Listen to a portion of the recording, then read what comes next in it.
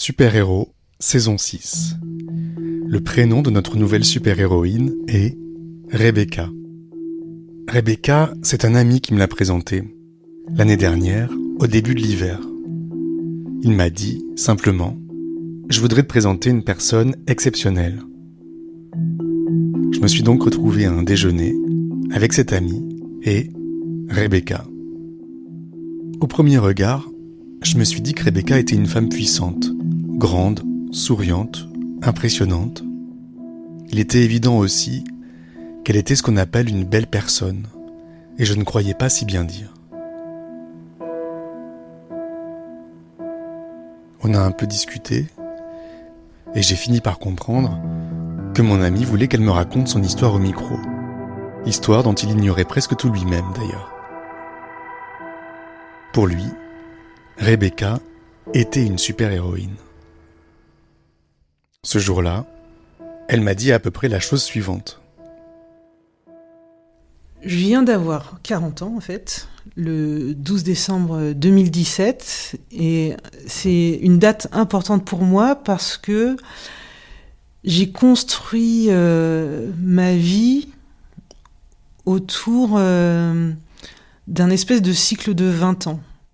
De 0 à 20 ans, donc jusqu'au 12 décembre 1997, je peux dire que ma vie a été malheureuse et que à partir du 12 décembre 1997, ma vie a été heureuse et je me suis toujours posé la question de qu'est-ce qui va se passer quand j'aurai eu autant de vie malheureuse que de vie heureuse et que ce point, cette échéance de 2 fois 20 ans, donc d'équilibre entre ces deux périodes de ma vie, arriverait le jour de mes 40 ans, le 12 décembre 2017.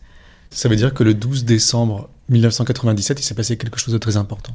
Ouais, que je considère aussi comme une renaissance. J'ai demandé à Rebecca de ne pas m'en raconter plus. J'étais déjà décidé à l'interviewer.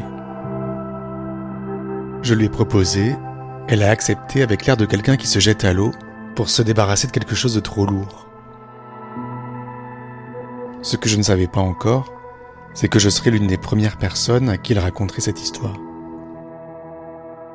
J'ai laissé passer un peu de temps, puis on s'est donné rendez-vous quelques semaines après ce déjeuner. Il était convenu que j'irais la voir chez elle, ni son mari, ni ses enfants ne seraient au courant. Un matin, très tôt, j'ai pris la route, direction la Normandie. Il y avait beaucoup de pluie et de neige ce matin-là. J'ai cru que j'allais jamais y arriver. Je me suis retrouvé dans un village. Le GPS m'a indiqué sa maison. Une maisonnette sans prétention, au calme. Rebecca m'a ouvert la porte. Ça va, Rebecca ? Ouais, ça va. Elle m'attendait, un peu nerveuse parce que sa vie, Non. elle ne l'avait pas souvent racontée. Elle avait même toujours pris soin de cacher son histoire. On s'est installé sur la table de la salle à manger. J'ai branché mon enregistreur. J'écoutais tout là. Maintenant, je sais moi aussi que Rebecca est une super-héroïne. Écoutez bien. Donc j'ai écouté là, je pense 10 fois le même